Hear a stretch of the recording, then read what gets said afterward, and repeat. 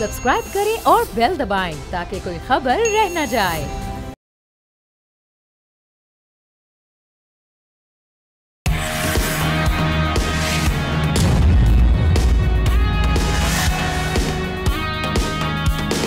अस्सलाम वालेकुम नाजरीन, आप देख रहे हैं न्यूज़ पंच। मैं हूं आमना खटाना। पाकिस्तान की इकॉनमी के हवाले से एक मस्बत खबर यह है कि माली साल 2025 के पहले 7 माह यानी जुलाई से जनवरी तक बराह रास्त गैर मुल्की सरमायाकारी यानी FDI में 56% इजाफा रिकॉर्ड किया गया। स्टेट बैंक ऑफ पाकिस्तान के मुताबिक इस मुद्दत में FDI का हजम 1.523 अरब डॉलर तक पहुँच गया, जो पिछले साल इसी अरसे में 976 मिलियन डॉलर था। ख़ास तौर पर जनवरी 2025 की अगर हम बात करें, FDI की मद में 194 मिलियन डॉलर की सरमायाकारी हुई, जबकि जनवरी 2024 में 132.3 मिलियन डॉलर का अखराज देखा गया था। ये तब्दीली पाकिस्तान की इक्तसादी सलाहियत में गैर मुल्की सरमायाकारों की दोबारा से दिलचस्पी की निशानदेही करती है। आलमी बैंक के जो प्राइवेट सरमायाकार यानी सरमायाकारी इदारे हैं, इंटरनेशनल फाइनेंस कॉरपोरेशन ने भी पाकिस्तान में बड़े पैमाने पर इंफ्रास्ट्रक्चर मंसूबों के लिए सालाना 2 अरब डॉलर की सरमायाकारी का इंदिया दिया है, जो आइंदा दहाई में 20 अरब डॉलर तक पहुँच सकती है। इसके माशी असरात पर गुफ्तगू करने के लिए हमारे साथ मौजूद है एहतशामुल हक साहब, इनके साथ साथ इकोनॉमी एक्सपर्ट चौधरी अकमल साहब ने भी हमें ज्वाइन किया है। दोनों को वेलकम कहेंगे प्रोग्राम में। चौधरी साहब, आपसे आगाज़ करते हैं। अगर हम सिर्फ जनवरी के महीने की बात करें तो जो फॉरेन डायरेक्ट इन्वेस्टमेंट है, इसके हवाले से जो 15% सर्ज की पॉजिटिव डेवलपमेंट तो है, लेकिन माजी के मुकाबले में अगर पाकिस्तान का ही मुआवजा किया जाए तो ये कम है उस लिहाज से। और जो हमारे रीजनल कंट्रीज़ हैं उनके मामले में, जैसे चाइना और आपका हमसाया मुल्क इंडिया है, उनके मुकाबले में तो इंतहाई कम है। तो ये जो अभी 15% सर्ज आया है, अगर हम इसके वजूहात देखें कि किस वजह से आया है, तो मे बी हम मज़ीद इन पे काम करके इन एलिमेंट्स को इसको बढ़ा सकते हैं। आप क्या समझते हैं? जी, बहुत शुक्रिया आपका। असल में इसमें कोई शक नहीं है कि फॉरेन डायरेक्ट इन्वेस्टमेंट जो है वो 1.52 बिलियन डॉलर तक पहुंच गई है जुलाई टू जून इस साल, जो कि लास्ट ईयर 0.976 बिलियन डॉलर थी, और टोटल जो है ना पिछले 2024 में ही हमारी तकरीबन 1.9 बिलियन डॉलर थी। तो इन ट्रेंड्स को अगर देखा जाए तो नो डाउट के फॉरेन डायरेक्ट इन्वेस्टमेंट जो है उसमें इजाफा तो हो रहा है, और इसमें SIFC की जैसे के एफर्ट्स हैं वो भी शामिल हैं और दीगर चीज़ें भी हैं। लेकिन ये आपकी बात बिल्कुल सही है कि पिछले जो हमारे ट्रेंड्स हैं उससे कोई बहुत ज़्यादा चेंज नहीं है। अगर मैं 2023 का फिगर आपको बताऊं तो 0.6% ऑफ GDP था, जो कि अभी बढ़ के 0.7% ऑफ GDP तक एक्सपेक्ट किया जा रहा है। इंडिया में भी मोर और लेस यही ट्रेंड है, 0.78% था 2023 में GDP का उनका जो फॉरेन डायरेक्ट इन्वेस्टमेंट है। श्रीलंका में इससे भी वर्स्ट थी पोजीशन, 2023 में 0.31% था GDP का। No beyond these facts and figures मेन हमें ये देखना होगा कि जी हमारे पास जो फॉरेन डायरेक्ट इन्वेस्टमेंट आ रही है वो किन सेक्टर्स में आ रही है और किन कंडीशंस पे आ रही है। अब जैसे बात की जाए, अगर हम पावर सेक्टर में जैसे सबसे ज्यादा इन्वेस्टमेंट आ रही है और चाइना की तरफ से ही आ रही है, तो 2016-17 में भी IPPs के प्रोजेक्ट्स आपके सामने हैं जिनमें इन्वेस्टमेंट की, लेकिन उन्होंने पहले से ही अपना रेवेन्यू जो है वो एक गारंटी किया गवर्नमेंट ऑफ पाकिस्तान से। उसके बाद पहले से ही अपना प्रॉफिट डिटरमिन कर लिया और सख्त शराइत के ऊपर उन्होंने FDI लाई। इस वक्त भी अगर मैं आपसे बात करूं तो चाइना ने सबसे ज्यादा 634 मिलियन डॉलर की इन्वेस्टमेंट की है। दूसरे नंबर पे हांगकांग है 155 मिलियन डॉलर के साथ, और अगेन पावर सेक्टर में जो है वो 551 मिलियन डॉलर की इन्वेस्टमेंट हुई है। अब सिर्फ और सिर्फ अगर पावर सेक्टर के ऊपर जोर दिया जाएगा और इन शराइत के ऊपर हम इन्वेस्टमेंट लेके आएंगे कि आपको जो इतना प्रॉफिट तो हमने देना ही देना है और उसमें मजीद जो है वो हम कमी नहीं होने देंगे, तो ये शरायत थोड़ा सा मुश्किल हो जाती है और बाद में जो है ना वो प्रॉब्लम का बाइस बनती है। हमारे पास बहुत अच्छे सेक्टर्स अवेलेबल हैं जिनके ऊपर जो है वो कर सकते हैं। माइंस एंड मिनरल्स है, एग्रीकल्चर सेक्टर है, टेक्सटाइल है, ऑटोमोबाइल है, IT सर्विसेज है, ट्रैवल एंड टूरिज्म है। हालांकि दूसरे जो ममालिक अगर आप देखें, इंडिया की बात करें, उनके यहाँ सिर्फ वो चीप लेबर है। चाइना चीप लेबर और इलेक्ट्रिसिटी की वजह से FDI को अट्रैक्ट करता है, श्रीलंका के पास ट्रैवल एंड टूरिज्म है, हमारे पास अल्हम्दुलिल्लाह ये सारी की सारी सहूलियात मौजूद है, सब में हम फॉरेन डायरेक्ट इन्वेस्टमेंट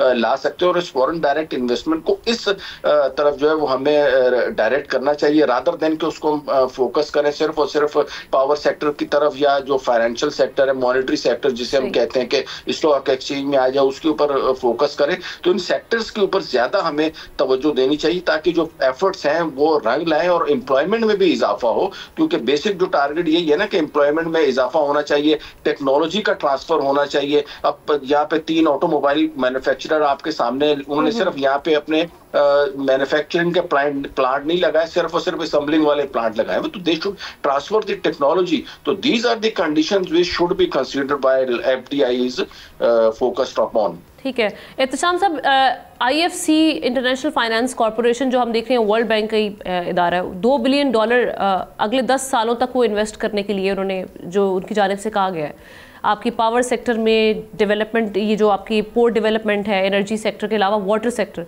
ये सारे जो मामला थे इनमें, इससे इन्वेस्टर को किस हद तक हौसला मिलेगा कि वो इन्वेस्ट करे। और साथ ही साथ लेकिन हम ये भी देखते हैं कि UAE और सऊदी अरब उनके साथ MOUs तो साइन होते हैं, लेकिन दूसरी जानिब जो बाइंडिंग कॉन्ट्रैक्ट है वो अभी तक कोई साइन नहीं हो सका। ये कितना अहम फैक्टर है? देखिए आमना, जब आप फॉरेन डायरेक्ट इन्वेस्टमेंट की आप बात करती हैं तो इसमें सबसे बड़ा फैक्टर ये होता है कि आप एक सरमायाकारी के लिए एक माहौल जो आप दे रहे हैं वो किस तरह का माहौल है।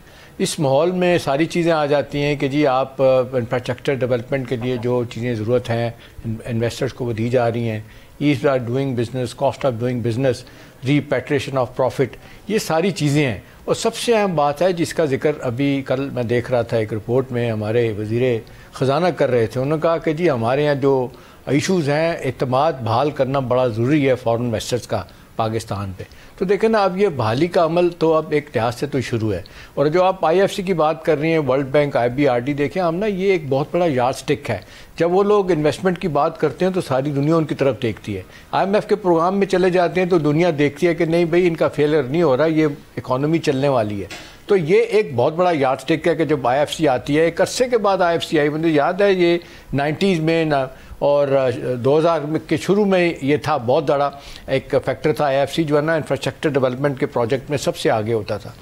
देखिए हम ना 2 सेक्टर हैं जिस पे तवज्जो नहीं दी जा रही, मेरा ख्याल है जिन पे बहुत बड़ा पोटेंशियल है। इंफ्रास्ट्रक्चर डेवलपमेंट और टूरिज्म का भी जिक्र कर रहे थे चॉइस साहब। PTI के ज़माने में मानने वाली बात है, शुरू में इसमें बड़ा काम हुआ था, लेकिन बाद में वो सियासत में उलझ गए तो लिहाजा वो काम रह गया। ठीक है, अब वहाँ पे वो कह रहे हैं कि 5 से 10 बिलियन डॉलर तो मामूली बात है इन्वेस्टमेंट जो आ सकती है अगर आप फैसिलिटी लोगों को दें और लोगों को ये यकीन दानी हो कि आप जाएंगे, आपका सरमाया महफूज है और फिर लॉ एंड ऑर्डर आपकी बेहतर है, ये सारी चीज़ें ठीक हो सकती हैं। देखिए हम ना आज भी जो आप फॉरेन डायरेक्ट इन्वेस्टमेंट है आपकी GDP का 23 से 24% बनता है। दुनिया सारी बड़े बड़े मालिक जो है ना, अमीर मुल्क इन्वेस्टमेंट के लिए लोगों को कह रहे होते हैं। अभी आपने देखा MBS ने चंद दिन पहले अनाउंसमेंट किए $600 बिलियन जो है ना वो अमेरिका में इन्वेस्ट करेंगे। सबसे बड़ी दुनिया की इकॉनमी अमेरिका इस वक्त है। चाइनीज़ इन्वेस्टमेंट को लेवर कर रहे होते हैं, इस तरह बाकी डेवलप मुल्क कर रहे होते हैं। तो इसका मतलब है कि बहुत बड़ा इन्हिसार आपकी इकॉनमी का फॉरेन डायरेक्ट इन्वेस्टमेंट पे है। मुझे याद है, बार बार हम जिक्र करते हैं, आखिरी साल जो 2008 का था, $5.5 बिलियन इन्वेस्टमेंट आई थी पाकिस्तान में। उसके बाद 100 बिलियन अपना क्या कहते हैं 100 मिलियन, उसके बाद $900 मिलियन, $750 मिलियन, $1 बिलियन से नहीं ऊपर गई। तो सवाल तो यही है, अब लोग चाह रहे हैं कि एक इफेक्टिव रेगुलेटरी फ्रेमवर्क हुकूमत को देने चाहिए। ये इस हवाले से अच्छी बात है आमना कि अब BOI बोर्ड ऑफ इन्वेस्टमेंट ने एक रिपोर्ट बना के काबीना को दी है प्रपोजल कि जी ये फ्रेमवर्क कितना इफेक्टिवली चल सकता है जो जिससे फॉरेन इन्वेस्टर पाकिस्तान में आएगा। और आखिरी बात आमना देखें कि ये IFC का एक बहुत बड़ा रोल है। आज जो इन्वेस्टमेंट आ रही है ख़ासतौर पर सऊदी अरब, चाइना, कतर, UAE, ये उनकी तरफ से आ रही है। वो क्योंकि आके मिलते हैं, उनको एश्योरेंसेस दी जाती हैं, कंटिन्यूटी कंसिस्टेंसी की बात की जाती है, उनको बताया जाता है कि जी आप आएंगे इस मुल्क में कोई आपके साथ ज्यादती नहीं होगी। अब ये मामला तो शुरू हो गया है, लेकिन again long way to go. और अच्छी बात यह है, अब देखें सऊदी अरब बार बार कह रहा है कि जी हम इंफ्रास्ट्रक्चर में आना चाहते हैं। आप माइनिंग में भी तो चौधरी साहब की जानिब से चौधरी साहब माइनिंग में आ रहे हैं, माइनिंग में जो सऊदी अरब का जो बढ़ता हुआ इंटरेस्ट कहा है कि वो रिकोटिक में वो तैयार है आने के लिए। ठीक है चौधरी साहब, ये माइनिंग में सऊदी अरब का जो बढ़ता हुआ इंटरेस्ट है ये लिफ्ट करेगा इन्वेस्टर्स के सेंटिमेंट को, किस हद तक करेगा? समझते हैं? बिल्कुल, सऊदी अरब जो है वो इन्वेस्टमेंट माइंस एंड मिनरल के शोबे में भी अपना उसने इंटरेस्ट दिखाया है, दुबई ने भी दिखाया है, साथ ही साथ एग्रीकल्चर सेक्टर में भी दिखाया है। But point to be focused इस के किन शराइत के ऊपर। देखें, हमारे यहाँ पे अगर वहाँ पे सिर्फ और सिर्फ वो आएंगे और रैपिड से वो पत्थर उठा के ले जाएंगे और सारी की सारी इंडस्ट्री अपने यहाँ पे लगाएंगे, वहीं पे प्रोसेसिंग करेंगे, तो हमें उसके खातिर ख्वाह नताइज हासिल नहीं होंगे। होना ये चाहिए कि वैल्यू एडिशन भी उसके साथ साथ होनी चाहिए कि अगर हमारे यहाँ से रैपिड हो गया, इवन एग्रीकल्चर प्रोडक्ट की बात कर ले, तो यहाँ पे अगर हम ना सिर्फ ये कि पैदा करें बल्कि उनमें वैल्यू एडिशन करके जो है वो हम मजीद उसको प्रोसेस करें, तो इससे जो है वो एम्प्लॉयमेंट में भी इजाफा होता है, जीडीपी ग्रोथ भी हमारी जो है वो बढ़ेगी। पर वरना नॉर्मली जो पिछला हमारा एक्सपीरियंस है, जितनी हमारे पास एफडीआई आई भी है ना, तो उसमें भी उन लोगों की शरायत ऐसी होती थी कि वो 2-3 साल में अपना जो है ना वो इन्वेस्टेड अमाउंट जो वो निकाल लेते थे और उसके बाद जो वो प्रॉफिट लेते रहते थे। तो साहब उस पर आप रोशनी डालिएगा।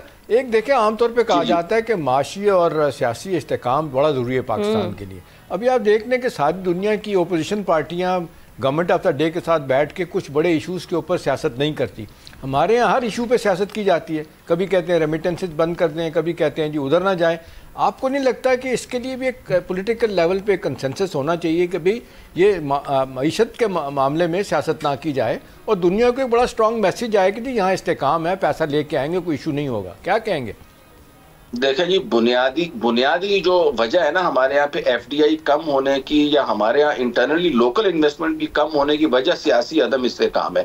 इसमें कोई दो राय नहीं है और इसमें मेरे ख्याल में हुकूमत और अपोजिशन दोनों बराबर की जिम्मेदार है। उसके बाद इकोनॉमिक प्लेटफॉर्म से लॉन्ग टर्म पॉलिसीज हमारे यहाँ पे नहीं इंप्लीमेंट की गई। जो भी गवर्नमेंट आती है अपनी पॉलिसीज लेके आती है, ईज ऑफ डूइंग बिजनेस के ऊपर कोई वर्किंग नहीं की गई। इन्वेस्टर आता है, वो घूम रहा होता है कि मुझे फर्ज करें अगर एक इंडस्ट्री लगानी है तो पहले मुझे बोर्ड ऑफ इन्वेस्टमेंट से परमिशन लेनी पड़ेगी, फिर मुझे एसईसीपी के पास जाना पड़ेगा, फिर उसके बाद एफपीआर को भी मुंह देना पड़ेगा। तो हमारे यहाँ कोई ऐसे वन विंडो ऑपरेशन नहीं है, this called ease of doing business. तो इसके ऊपर जो है वो वर्किंग करनी चाहिए। पॉलिटिकल स्टेबिलिटी के बगैर तो मैं कहता हूँ एज इन्वेस्टर अगर मुझे कोई कहेगा कि डेफिनेटली इसमें हुकूमत को भी अपने साइड से संजीदा एफर्ट्स करनी पड़ेंगी, वरना ये जो एफडीआई है इसके जो असरात हैं शॉर्ट लिव्ड रहेंगे। ठीक है, thank you so much. Chaudhary साहब हमारे साथ मौजूद थे इस सेगमेंट में, बात देख लेते हैं।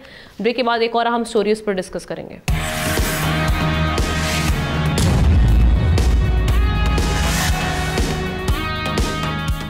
Welcome back. चैंपियंस ट्रॉफी 2025 की आमद के साथ ही पाकिस्तानी क्रिकेट शायकीन में भी बहुत जोशो खरोश है, लेकिन यूएई के वीज़ा हुसूल में मुश्किलात ने सारा जोश मांद कर दिए।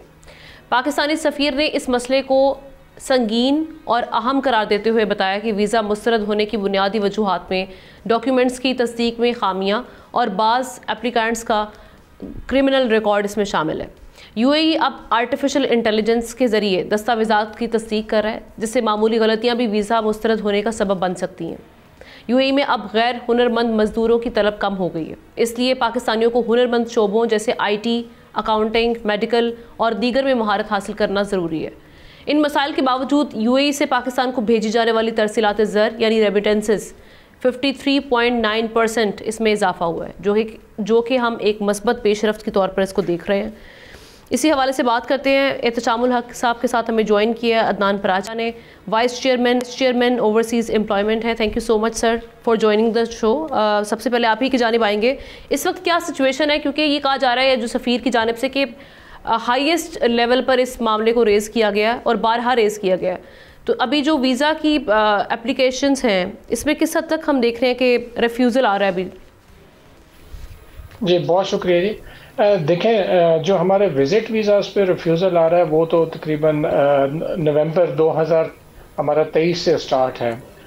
उस वक्त से हमारे विज़िट वीज़ास के ऊपर प्रॉब्लम आ रहा है और साथ के साथ हमारे एम्प्लॉयमेंट वीज़ास पे भी प्रॉब्लम आ रहा है। और हमारे इस टाइम पे जो एम्प्लॉयमेंट पे जाने वाले लोग हैं उनको भी प्राइवेट सेक्टर की जो कंपनीज़ हैं वहाँ से वीज़ाज इशू हमारे नहीं हो रहे। जो सेमी गवर्नमेंट या फ्री जोन की कंपनीज़ हैं वो वीज़ाज वगैरह दे रही हैं।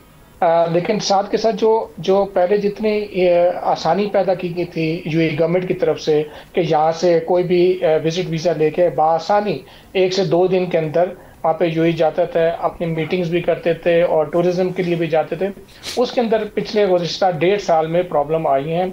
और कुछ हमारे शहर जो हैं अभी भी बैन है, लेकिन ये कि यूएई गवर्नमेंट ने कराची के अंदर हमारा एक कौंसल खाने में उन्होंने वीज़ा सेक्शन भी बनाया, जिसमें ये कि वो जितने भी बिजनेस कम्युनिटी के जो लोग हैं जिनकी डॉक्यूमेंटेशन पूरी होती है उनको उधर से वीज़ा फैसिलिटेशन मिल रही है। लेकिन जो हमारे जो जितने भी लोग थे हमारे अभी ये जो विजिट वीज़ा की सूरत हाल है, कितनी देर में ये विजिट वीज़ा आ जाता है? अगर आप एप्लीकेशन आप पहले तो हम देखते थे कि विद इन अ वीक आ जाता था, लेकिन अब बेसिकली रिक्वायरमेंट्स क्या हैं और कितने टाइम में आपको वीज़ा प्रोसेस हो जाता है आपका? देखिए पहले वीज़ा एक दिन में भी आ जाता था, कुछ घंटों में भी आ जाता था, क्योंकि वहाँ पे वेंडर्स होते थे, वेंडर सिस्टम के थ्रू बआसानी आ जाता था। अब इसकी प्रॉपर एक डॉक्यूमेंटेशन है, वो डॉक्यूमेंटेशन पूरी करके हमें कॉन्सुलेट के अंदर कौंसल खाने के अंदर जमा करानी पड़ती है, वो उसको वेरीफाई करते हैं और इनको 5 से 6 दिन का टाइम फ्रेम लगता है और सफारत खाना वीज़ास दे रहा है। लेकिन उसमें बिजनेस कम्युनिटी को या जिनकी डॉक्यूमेंटेशन प्रॉपरली उनका ट्रैक रिकॉर्ड है उनको वीज़ा फैसिलिटेशन मिल रही है। जो फ्रेश जो लोग हैं उनके लिए प्रॉब्लम आ रही है। ये तो हो गया विजिट वीज़ास के लिए। साथ के साथ जो हमारा मेन जो चंक है जो एम्प्लॉयमेंट का है, इस टाइम पे 15 से 16 लाख हमारी वर्क फोर्स जो है यूएई के अंदर काम कर रही है। और हमारी आप रेमिटेंसेस के देखेंगे तो 20 से 21% जो हमारी पर मंथ जो हमारी रेमिटेंसेस हैं उसकी रेशो हमारी यूएई से आती है। और आपने जैसे कहा कि अभी देखें रेमिटेंसेस में भी इजाफा देखने में आया, हालांकि हमारा जो वर्कफोर्स का बिजनेस है पिछले 1.5 साल से वो अफेक्टेड है। हमारी वर्कफोर्स 2023 के अंदर जो हमारी वर्कफोर्स उसने जंप करके 2,25,000 पे भी गई है, 1.5 लाख भी हमारी वर्कफोर्स 2022 में गई है। लेकिन अब जो है 2024 में वो वर्कफोर्स कम होके 60 से 65,000 पे आ गई है, जिससे हमारी रेमिटेंसेस तो स्टेबल है, लेकिन हमारी वर्कफोर्स जो कि क्योंकि हमारा यूएई का सेक्टर ऐसा सेक्टर है जहाँ पे व्हाइट कॉलर जॉब्स की अपॉर्चुनिटीज बहुत है। हमारे उन बच्चों को जो हमारी यूथ जो हमारे एजुकेटेड, ये तो बहुत क्लियर हो गया। मैं एहतशाम साहब की जानिब चलती हूँ। एहतशाम साहब, ये उन्होंने क्लियर कर दिया कि हमें अनस्किल्ड लेबर नहीं चाहिए, आपके जो स्किल्ड प्रोफेशनल्स हैं वो चाहिए होंगे।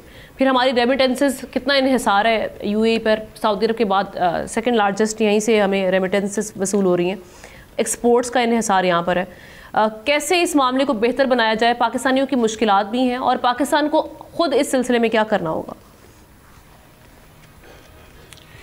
देखें हमें इस मसले को हल करने के लिए या इसकी तरफ संजीदगी की तरफ जाने के लिए ज़रूरी है कि हम इसके रूट काज को देखें क्या है। मुझे ज़ाती तौर पे पता है नवंबर 2024 से ये मामला शुरू हुआ था, जब बाकायदा यूएई की गवर्नमेंट ने फॉरेन ऑफिस को, डिमाश नहीं था, एक कंप्लेंट ख़त लिखा गया था कि जी आपके लोग यहाँ पे आके सोशल मीडिया ख़ास तौर पे वो कहते हैं कि जी हमारी हुकूमत को तनकीद का निशाना बनाता है। वहाँ पे लोगों के अंदर डिफरेंट किस्म की बातें फैलाई जाती हैं और सियासत में इन्वॉल्व लफ्ज़ यूज़ किया था कि हमारे मुल्क का सोशल फैब्रिक ख़राब किया जा रहा है। अगर इसको ना, ये मैं आपको बता रहा हूँ ऑफिशियली जो लिख के भेजा उनकी तरफ से कि जिस अंदाज से वहाँ पे सूरत हाल को ख़राब करने की जा रही है, इसको रोका जाए। देखिए आमना उसका क्या नतीजा है, बकौल किसी एक अहम बंदे के कि गेहूँ के साथ घुन भी जो है ना वो पीसा जा रहा है। ये वहाँ से सिलसिला शुरू हुआ था। बाकी अदनान साहब को मुझसे ज़्यादा पता है, रूल ब्रेक करते हैं, स्कैम में इन्वॉल्व होते हैं, डिस्प्यूट्स हैं, फैमिली के हैं, एम्प्लॉयमेंट के डिस्प्यूट हैं, चीज़ों पर जो कहा जाता है अमल करें, उनके रूल्स रेगुलेशन पे वहाँ अमल नहीं होते। अब सवाल है कि इसको कैसे कम किया जा सकता है। देखिए हम ना हुकूमती लेवल पे तो अब ये शिकायत जिस तरह दी जाती है वहाँ से वो टेकअप तो करते हैं एम्बेसडर साहब, लेकिन फ़िज़ा इतनी ज़्यादा ख़राब कर दी गई है कि इतनी आसानी के साथ चीज़ें ठीक। मैं भी फ्रीक्वेंट ट्रैवलर हूँ, दुबई वगैरह जाता हूँ, मेरा बेटा वहाँ होता है, लेकिन अब 2-3 साल से मेरा चक्कर नहीं मेरा लगा वहाँ, वरना असल में जाता था। ये नहीं कि इसकी वजह से वहाँ पे सूरत हाल ये होगी कि एक ज़माना था इतने अच्छे हालात थे, पाकिस्तानियों को हर तरह की सहूलत दी जाती थी, लेकिन अब क्योंकि ये हो गया कि हमारे लोग आप देख लें क्रेडिट कार्ड स्कैम में भी बहुत फंसे चले जाते हैं, वहाँ पे उनके खिलाफ इवन तो ये अमेज़ॉन कंपनी का मैं आज देख रहा था लेटेस्ट, उन्होंने भी अपना कारोबार वहाँ पे बंद किया बहुत सारी जगहों पे, पाकिस्तानी उनको भी मिसयूज़ कर रहे हैं। अब सवाल ये कि इसको ठीक कैसे किया जाए, जहाँ उनकी शिकायत जेन्युइन है मेरा ख्याल वो तो दूर करने की ज़रूरत है। एक चीज़ आमना मैं आपको बताऊँ, सर एक चीज़ मैं आपको बताऊँ, देखिए यहाँ पे अभी बहुत सारे लोग हैं जो बहुत पोटेंशियल जिनका बिजनेस करने का है, वो ओवरसीज़ एम्प्लॉयमेंट वाले भी उनके साथ तावन करते हैं। लोग अभी एक ज़माना था बहुत ज़्यादा लोग बाहर जाते थे, स्किल्ड लेबर भी, अब जिस तरह अभी अदनान साहब बात कर रहे हैं वाइट कॉलर जॉब्स की भी बड़ी वहाँ पे अहमियत है, लेकिन सवाल है कि ओवरऑल आपको माहौल क्रिएट करना पड़ेगा। वहाँ पे भी मसला वही है कि जी एतमाद की बहाली किस तरीके से होगी, एतमाद की बहाली टॉप लेवल पे हो, यहाँ पे रिस्ट्रिक्शन हो सख्त किस्म की, और जिस तरीके से यहाँ पे लोग जाते हैं गलत तरीके से उसको रोका जाए। चले मैं अदनान साहब आपसे शॉर्टली, अभी क्या क्या डॉक्यूमेंटेशन रिक्वायर्ड है विजिट वीज़ा के लिए, और फिर वही आपसे क्वेश्चन के रेशो क्या है, अप्रूवल होने के चांसेस कितने हैं? नहीं देखें, जो विजिट वीज़ा का है वो तो इस टाइम पे जितने भी लोग हैं जिनकी डॉक्यूमेंटेशन नहीं है, बिजनेस का रिकॉर्ड नहीं है, उनकी बैंक स्टेटमेंट्स नहीं है या उनके चैम्बर्स के रजिस्ट्रेशन वगैरह वो नहीं है, तो उनको तो वीज़ा नहीं मिल रहा। जिनकी डॉक्यूमेंटेशन प्रॉपरली है उसको consulate, UAE consulate visa issue करके दे रही है। साथ के साथ हमारी गवर्नमेंट ऑफ पाकिस्तान ने इस मामले को टेकअप भी किया हुआ है, वज़ीर आज़म साहब ने भी टेकअप किया है। और मैं समझता हूँ कि जिस तरह पाकिस्तान SIFC ने और डिपार्टमेंट्स, हमारे जो फेडरल डिपार्टमेंट्स हैं, वो इन्होंने टेकअप किया हुआ है। एंटिसिपेशन क्या है कि कब तक वहाँ से ये वाला मामला डिक्लाइन करने वाले एप्लीकेशंस की, ये कब तक रिजॉल्व हो जाएगा? देखिए, कुछ हजार लोगों की वजह से हमारा पूरा मुल्क का नाम जग रसाई हो रही है। हमारा ये जो सोशल मीडिया का जो मिसयूज हुआ है सोशल मीडिया का, तो मैं तो इस टाइम पे जो हमारे यूएई के अंदर स्पेशली हमारे जो ओवरसीज पाकिस्तानी बैठे हैं, तो मैं उनको ये दरख्वास्त कर सकता हूँ कि अपनी सक्सेस स्टोरी अपलोड करें। वो बताएं कि हम कितनी सैलरी पे यहाँ पे आए थे और आज हम कितनी सैलरी कमा रहे हैं और पाकिस्तान में अपने मुल्क में कितनी रेमिटेंस भेज रहे हैं और हमारा घर कितनी तरक्की करके गया। देखिए, पॉजिटिव इमेज। अदनान साहब, ये फैमिली डिस्प्यूट कहा जाता है बहुत ज़्यादा है वहाँ पे, पाकिस्तानियों को एम्प्लॉयमेंट के डिस्प्यूट बहुत ज़्यादा है वहाँ पे। अनपेड फाइन जो उन्होंने किए हुए पाकिस्तानी पे वो पे नहीं किए जाते, तो ये भी वजह बनती है कि वीज़ा रिफ्यूज़ करें वो। नहीं, देखिए, बाउंस होते हैं। नहीं, एम्प्लॉयमेंट वीज़ा एक अलग चीज़ है, विजिट वीज़ा एक अलग चीज़ है। देखिए, विजिट वीज़ा पे तो आप बैंक लोन्स भी नहीं ले सकते, आप एम्प्लॉयमेंट वीज़ा पे ले सकते हैं। देखिए, इसके बैकग्राउंड में जाना पड़ेगा। तो आप ये देखें, आज से 2-3 साल पहले ऐसा कोई भी मीडिया के ऊपर ऐसी कभी भी कोई चीज़ हाईलाइट नहीं हुई थी कि पाकिस्तानी बैंक लोन में या फ्रॉड में इन्वॉल्व है। देखिए, मैंने आपको यही दरखास्त की ना कि कुछ हजार लोगों की वजह से हमारी 24 करोड़ की पॉपुलेशन वाला मुल्क और हमारा नाम पाकिस्तान का खराब हो रहा है। तो मैं इस टाइम पे दरखास्त यही करूंगा मेनली कि हमारे ओवरसीज पाकिस्तानी जो स्पेशली हमारे यूएई के अंदर है, सोशल मीडिया का इस तरह का इस्तेमाल करें, ऐसे सोशल मीडिया का सही इस्तेमाल करें। और अभी जो मामला था, ये जो एक ट्रस्ट डेफिसिट पाया जा रहा है, बिल्कुल बिल्कुल जी, मैं एक एश्योर कर सकता हूं कि इस टाइम पे भी यूएई के अंदर जो प्रोजेक्ट्स चल रहे हैं, जैसे यूएई गवर्नमेंट हमें सपोर्ट करती है, हम इस टाइम पे भी per year 1.5 lakh workforce inject कर सकते हैं यूएई के अंदर। और स्पेशली हमारी वाइट कॉलर, ये हमारी वाइट अपॉर्चुनिटीज हैं, उनसे फायदा कैसे उठाना है। एग्जैक्टली। बहुत शुक्रिया अदनान कराचा साहब, एहतशामुल हक साहब हमारे साथ मौजूद हैं। बात करने के लिए एक ब्रेक लेते हैं, ब्रेक के बाद हमारे पास स्टोरीज है, उन पर बात करेंगे।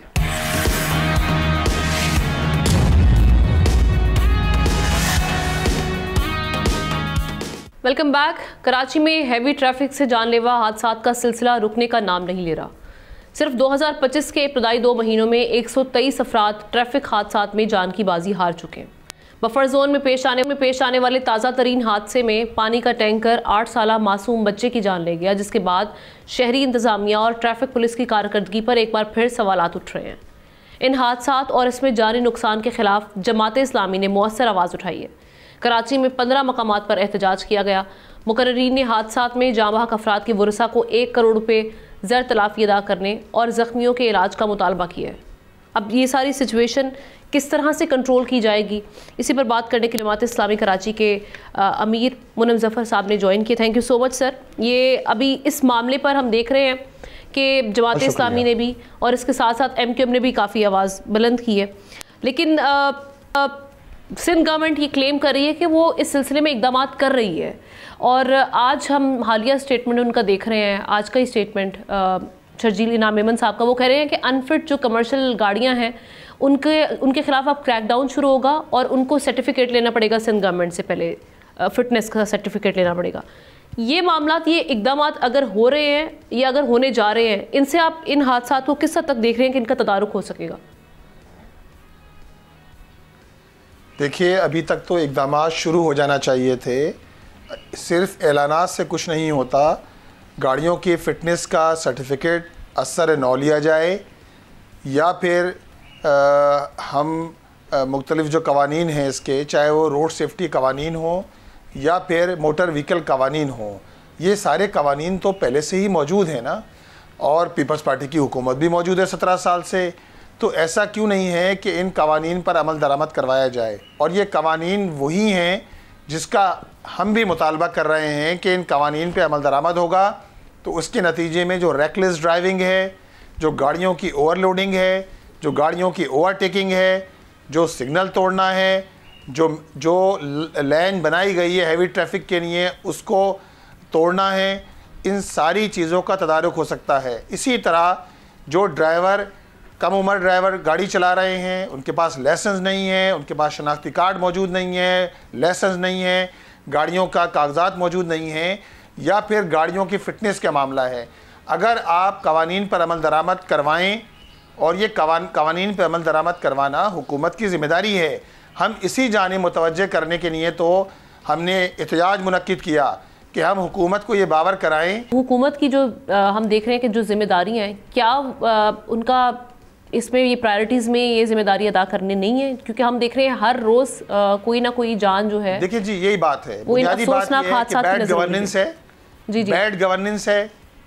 जी जी, बैड गवर्नेंस है, मिसमैनेजमेंट है, नाअहली है, और फिर दीगर चीज़ें ऐड हो जाती हैं ना, करप्शन इसमें ऐड हो जाती है। हर सतह पे करप्शन का एक धंधा है। ट्रैफिक पुलिस अपने करने के काम नहीं कर रही, जो अफसरान हैं उनको जो काम करना है वो काम अंजाम नहीं दे रहे, जिसका नतीजा ये है कि हर तरफ हमें मिसमैनेजमेंट की शक्ल में नज़र आ रहा है। और ये मिसमैनेजमेंट नाअहली लोगों की जान ले रही है। क्यों ऐसा है कि जब एक कायदा ज़ाब्ता मौजूद है कि ये डंपर शहर में दाखिल होंगे तो इनकी स्पीड एक ख़ास स्पीड से चलेंगे। ये लिखा है लॉ में कि शहर में ये 50 किलोमीटर के हिसाब से किलोमीटर पर आवर के हिसाब से चलेंगे, और शहर से बाहर जाएंगे तो इनकी स्पीड 80 से 100 तक हो सकती है। ये सारी चीज़ें मेंशन हैं। लेकिन जब इन चीज़ों पर अमल दरामद कराने वाला कोई ना हो, जब हुकूमत नाम की कोई चीज़ नज़र ना आती हो, जब इदारे सिर्फ रिश्वत बाजारी का जरिया बन जाएं, तो फिर इस तरह के मामला तो होते हैं ना। एक चीज और है मुनम साहब, मैं जब बात करता हूँ नॉर्दर्न बाईपास की, आप लोग एहतजाज कर रहे हैं, आप लोगों की सोलो फ्लाइट है, MQM पाकिस्तान के साथ मिलके कोई आप लाया अमल ऐसा तैयार करें कि जिससे सूबाई हुकूमत को एक प्रेशर बिल्ड हो सके इस मामले पर। ये एक संगीन इशू बन चुका है और हर रोज हम देख रहे हैं कि इस पर बात तो हो रही है, लेकिन फिर उसका हल तो फिर नहीं निकल रहा। देखिए, हल उसका निकलेगा। आज अगर बात हो रही है तो बात होने के नतीजे में ही तो ये मौजू बना है ना जी। आप मुझे बताइए कि अगर बिजली का मसला हो, पानी का मसला हो, जमात इस्लामी हर मौजू पे बात कर रही है, जब भी तो आज लोगों को पता है कि IPPs भी कुछ होता है, के इलेक्ट्रिक भी कुछ होता है, वरना तो लोगों को ये भी नहीं पता था कि उनके साथ जुल्म करने वाला कौन है, MQM के साथ इस मामले पर बैठा जा सकता है, अपना किरदार अदा करना चाहिए। अच्छा देखें, हम तो अभी परसों मीटिंग हुई, सारी पार्टियां मौजूद थी, और वजीर ट्रांसपोर्ट साहब ने मीटिंग बुलाई थी, उसमें वजीर दाखिला भी मौजूद थे, MQM भी मौजूद थी, ANP भी मौजूद थी, सारे लोग मौजूद थे, हम बैठे थे। लेकिन देखें, बैठा जाएगा तो फिर फेयर तरीके से बात की जाएगी। सिर्फ उसके नतीजे में ये नहीं होगा कि इश्तियाल अंगेज़ी और इश्तियाल अंगेज़ी। कराची किसी इश्तियाल अंगेज़ी का मुतहम्मिल नहीं हो सकता, कराची किसी जलाओ गिराव का मुतहम्मिल नहीं हो सकता। इस शहर ने ऐसे बहुत से हादसात देखे हैं, और जब मैं ये बात कह रहा हूँ तो ये बात भी आपके भी पेश नज़र रहे कि MQM तो वफाकी हुकूमत का हिस्सा है, वफाकी हुकूमत में पीपल्स पार्टी भी है, और MQM के पास तो माशाल्लाह वजारतें भी हैं, मुस्लिम लीग नून भी वफाक का हिस्सा है। और ये जो हम जब नॉर्दर्न बाईपास की बात करते हैं तो नॉर्दर्न बाईपास वफाकी हुकूमत के मातहत आता है। मैं कहता हूं कि अगर नॉर्दर्न बाईपास को आज एक्टिवेट कर दिया जाए तो ये हैवी ट्रैफिक जो शहर में दाखिल होता है शाहराह पाकिस्तान के रास्ते, सुराब गोट से शाहराह पाकिस्तान पर आता है, इसकी ज़रूरत नहीं पड़ेगी। और ये पूरा जो रेजिडेंशियल एरिया है, कमर्शियल हब है, और इसमें रुकावटें आपको समझिए शॉर्टली ताकि फिर मैं शाहराह पाकिस्तान, लियाकताबाद, नाजमाबाद, हबीब बैंक, यहाँ ट्रैफिक की जरूरत नहीं पड़ेगी। ये नॉर्दर्न बाईपास से सुपर हाईवे पर जाएंगे। तो सर इसको एक्टिव क्यों नहीं किया जा रहा? नहीं करवाते अमल दरामद जी। इसको नॉर्दर्न बाईपास को एक्टिव ना करने की क्या वजह आप समझ रहे हैं? यही तो हम मुतालबा कर रहे हैं कि इसको आपने दिन के औकात में तो यहाँ ट्रैफिक चलता है, यहाँ ट्रॉलर चल रहे होते हैं, रात के औकात में भी चलते हैं, लेकिन ये सारा ट्रैफिक जो माड़ीपुर से निकलता है, जो साइट एरिया से निकलता है, यहाँ तक के जो पोर्ट से निकलता है, उसके भी बड़े हिस्से को यहाँ डाइवर्ट किया जा सकता है, जिसके नतीजे में शायद थोड़ा वक्त तो लग जाए लेकिन लोगों की जानों को महफूज किया जा सकता है। और ये बना भी इसी मकसद के लिए था। इसके साथ साथ देखें, दूसरी बात और भी अर्ज करूं कि देखिए, शहर में एक लियारी एक्सप्रेसवे भी मौजूद है ना जी। अब लियारी एक्सप्रेसवे हैवी ट्रैफिक के लिए नहीं बनाया गया, लेकिन लियारी एक्सप्रेसवे पे गाड़ियां मूव करती हैं। अब कितना बड़ा अलमिया है कि आप लियारी एक्सप्रेसवे जो शहर के वस्त में बनाया गया था, जो उस वक्त नेमतुल्ला खान साहब के दौर में तामीर की गई लियारी एक्सप्रेसवे, उस लियारी एक्सप्रेसवे का हाल ये हो गया है कि वहाँ जगह जगह गड्ढे पड़े हुए हैं, वहाँ की पैराफिट वॉल नीचे गिर गई है, वहाँ का सरिया हिरोंची निकाल के लेके जा रहे हैं। लेकिन ये भी NHA के तहत आता है, NHA वफाकी इदारा है। कोई हमें बतलाए कि 30 रुपए से आपने पिछले 3 महीने में इसका जो है टूल बढ़ाकर 60 रुपए कर दिया, टोल बढ़ा दिया गया, लेकिन वो मसाइल वही के वही हैं, मेंटेनेंस के मसाइल भी जगह पर मौजूद हैं, जिसकी वजह से हम ये हादसा देख रहे हैं। Thank you so much Munam Zafar साहब, आपने वक्त निकाला इस करने के लिए। और हम अपनी अगली स्टोरी की जाने बढ़ते हैं नाजरीन। कराची के नौजवान मुस्तफ़ा आमिर कत्ल केस पर पूरे मुल्क की नजरें जमी हुई हैं। अदालती अहकामात के बाद मुस्तफ़ा की कब्र कुशाई की गई। Police surgeon doctor Sumaiya Syed ने बताया कि DNA के नमूने ले लिए गए हैं। लाश बहुत ज़्यादा जली हुई है, इसलिए मौत की वजह का तयन नहीं हो सकेगा। नमूने लेने के लिए भी बहुत ज़्यादा मुश्किल हुई, ताहम 3 से 7 दिन में DNA की रिपोर्ट आ जाएगी, जिसके बाद लाश वर्षा के हवाले करने का फैसला किया जाएगा। इस केस में मजीद अभी तक क्या कानूनी कार्रवाई हुई है, क्योंकि ये भी बताया जा रहा है कि मुलजिम ने जो एतराफ़ जुर्म किया है उसमें भी बहुत सारे इंकशाफात सामने आए हैं। इसी पर बात करने के लिए हमारे रिपोर्टर खुरम गुलजार ने हमें ज्वाइन किया। Thank you so much Khurram join करने के लिए। अभी तक इस जो केस में कार्रवाई हुई है कानूनी तौर पर, कब्र कुशाई भी हो गई, DNA के नमूने ले लिए गए हैं, 3 से 7 दिन में कहा जा रहा है रिपोर्ट आने का।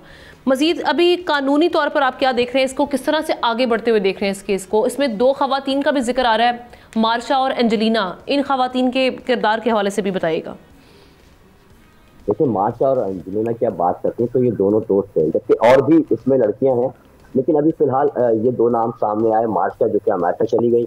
एंजेलिना के बारे में बताया जा रहा है कि जिस दिन ये 6 जनवरी को जब शिराज वहां पहुंचा और उससे कुछ देर बाद मुस्तफ़ा भी अरमान के घर पहुंचा, तो एंजेलिना वहां मौजूद थी और जख्मी थी।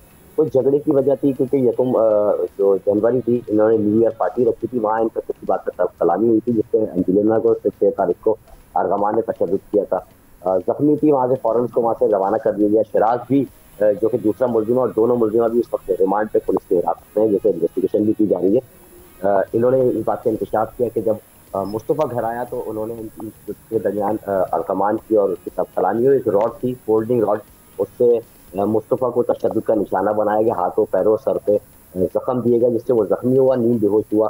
शिराज ने अपनी इन्वेस्टिगेशन रिपोर्ट में ये चीज़ वादे के तौर पर बताई कि उसका मुँह पे टेप लगाने के बाद हम गाड़ी में डाल के ले गए और हब में ले जाके दोनों जगह एक मुकाम है जो इससे कराची शहर से 135 किलोमीटर दूर है, वहाँ ले जाके उसको गाड़ी समेत जला दिया। वहाँ से मुलजमान आ गए, तहम एक की गिरफ्तारियां हो गई। अब जो उसको सारे मामले को कानूनी शक्ल देने के लिए, क्योंकि जो डेड बॉडी है उसकी हालत बहुत ज्यादा खराब है, और अभी ये कंफर्मेशन नहीं हुई है कि ये मुस्तफ़ा आमिर की डेड बॉडी है।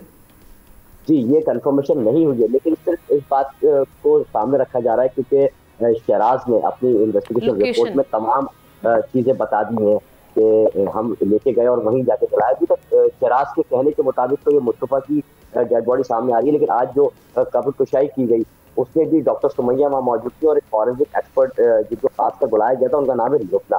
ये दोनों वहाँ मौजूद थी और उनका कहना ये था कि लाश इंतहाई जो है वो जली हुई थी, जिसकी वजह से फौरी तौर पर तो मौत की वजह भी सामने नहीं आई और 11 सैंपल्स जो है वो डेड बॉडी से हासिल किए गए, ताकि इसकी तो मौत की वजह अभी सामने आए और साथ ही शनाख्त का अमल जो है वो भी मुकम्मल हो। DNA के बारे में बताया जा रहा है कि 4 से 7 दिन का जो है वक्त सरकार है, जिसको जामा कराची यूनिवर्सिटी भेजा जाएगा इन नमूनों को, जिसके बाद ही शनाख्त का अमल तो मुकम्मल हो जाएगा। तफ्तीश में जो है वो पहले शराज ने भी इस बात का इंतजाम कर दिया था कि हमने मुस्तफ़ा को कत्ल कर दिया, उसके बाद अरकमान को दोबारा जो उसके हाई कोर्ट से रिमांड पे दोबारा हासिल किया गया, तो उसने भी अपने दौरान तफ्तीश इस बात का एतराफ़ किया है कि उन्होंने मुस्तफ़ा को कत्ल करके और दोराजी में जला दिया।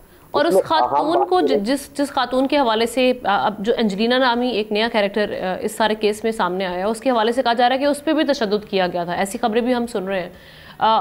उनको शामिल तफ्तीश करने के हवाले से अब तक क्या इकदाम किए जा रहे हैं? कोई पता लग सका कि कहाँ पर है वो खातून, वेयर अबाउट्स का उनके? जी ये जो है वो उनकी शनाख्त इस तरह से सामने आई थी कि जब कारपेट पे 2 किस्म के ब्लड पुलिस को मिले थे।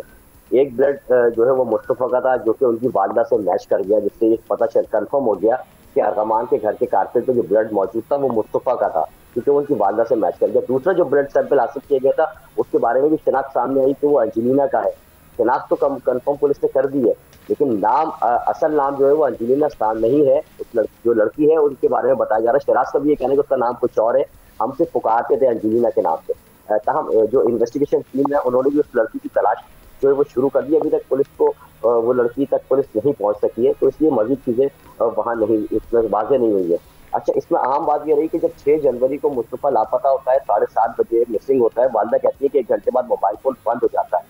घर से भी इन्वेस्टिगेशन रिपोर्ट में शरात ने यही बताया कि घर में 3 घंटे तक अर्गमान ने कमरे के अंदर एक फोल्डिंग रॉड से तशद्दुद किया और उसके बाद हम उसको लाश में गाड़ी में डाल के नींद बेहोशी की हालत में और यहाँ से दोरजी रवाना हुआ। अब आप इसमें ये देखें कि कराची शहर, जिसके बारे में कहा जाता है कि बहुत हाई अलर्ट है, बहुत सिक्योरिटी है, वो डेड बॉडी गाड़ी में डाल के यहाँ से दोरजी जाती है। दोरजी के बाद तो बलूचिस्तान जो हमदर्द यूनिवर्सिटी है उस रोड का इस्तेमाल करते हैं जो दोनों मुल्जिमान हैं, और फिर साकरान से लेके वो दोरजी का वो मुकाम है जो कराची से 135 किलोमीटर दूर है। सिर्फ बलूचिस्तान की चेक पोस्टों की बात करें तो बलूचिस्तान में 4 चेक पोस्टें मौजूद है, जिसमें SC की भी और पुलिस की भी है, न उनको वहाँ रोका गया। अब जब आज सुबह हमारी SSP हब से मेरी बात हुई तो उनका ये कहना था कि इसमें शुबा जाहिर किया जा रहा है कि वहाँ का कोई लोकल जो शख्स है, लोकल रिहायशी है बलूचिस्तान दोरजी का, वो भी शायद इसमें मुलविस होने का शुबा उन्होंने जाहिर किया, क्योंकि ये जो वो रास्ता है साकरान से लेके वहाँ तक जाने का, ये इंतहाई, ये आम शाहरा नहीं है, ठीक, ये बिल्कुल एक लोकल शाहरा है। इस रास्ते से वहाँ कैसे पहुंचे और इस मुकाम पे किस तरह से ये सारा जलाया गया। अब डेड बॉडी है, पुलिस को मुल्जिमान जो है वो 6 तारीख और 7 के दरमियान यहाँ से निकलते हैं। पुलिस को इत्तला मिलती है, वो भी एक चरावा देता है 11 जनवरी को कि ये यहाँ पे एक गाड़ी मौजूद है और इसमें कोई डिग्गी के अंदर डेड बॉडी है, कोई लाश जली हुई है। 5 दिन भी वहाँ की पुलिस को इस बारे में पता ही नहीं चला कि उनके इलाके में एक लाश किसी गाड़ी को जला दी गया। 5 दिन बाद उनको पता चला।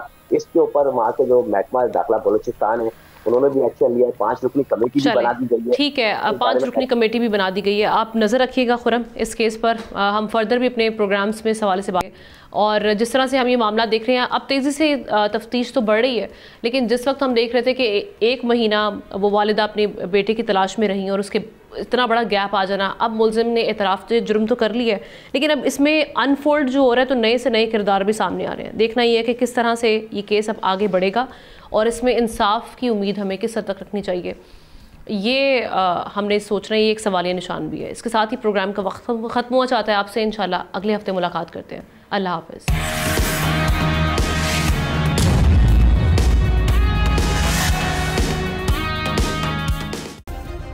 सब्सक्राइब करें और बेल दबाएं ताकि कोई खबर रह न जाए।